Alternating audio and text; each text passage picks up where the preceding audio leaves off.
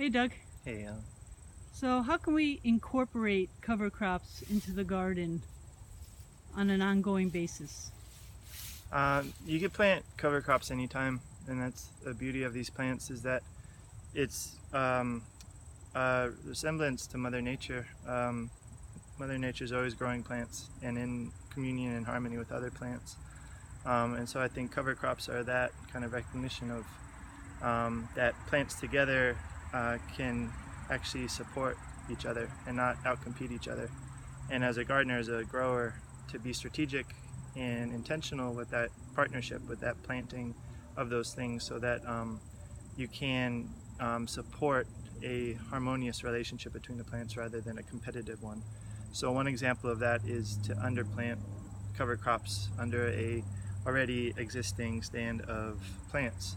For example, like this kale, I would I'm going to come through with buckwheat or cover crops and undersow the seeds, and then I'll come through and I'll just kind of pull up these weeds and incorporate the cover crop, and the cover crop will grow up. And because these plants are already mature and tall, they're not going to be out competed, out covered by the buckwheat.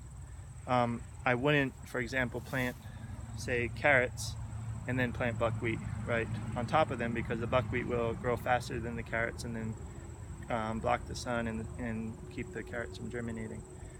So the cooperation and the planting being one, recognizing kind of what that cover crop is going to do and how to plant it so that it's not in competition but actually union with the crop plants.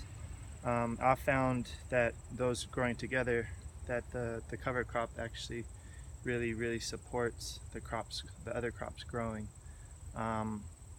So I think the companion planting and the planting plants together, as opposed to thinking of it as a competitive thing that they're going to outcompete and take resources from each other, that they will actually support each other, because all plants are taking sunlight, sunshine, and making sugar, putting that into the soil and feeding each other.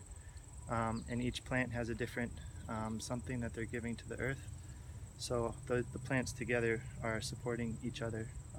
This is just an example of basil and kale. Planted the basil in between, and it's doing well. I let the basil flower, and I harvest the flowers because the flowers are just as good as the leaf, and very good in tea and very good for drying. So planting the buckwheat in between the other plants, it's a misconception that they're taking away from the other plants? Yeah, unless they're blocking the sunlight from smaller plants during that when the crop plants need that sunlight in their younger stages, most importantly, to grow. The buckwheat or another cover crop would overshadow them, and that would keep the sunlight from getting to the younger plants.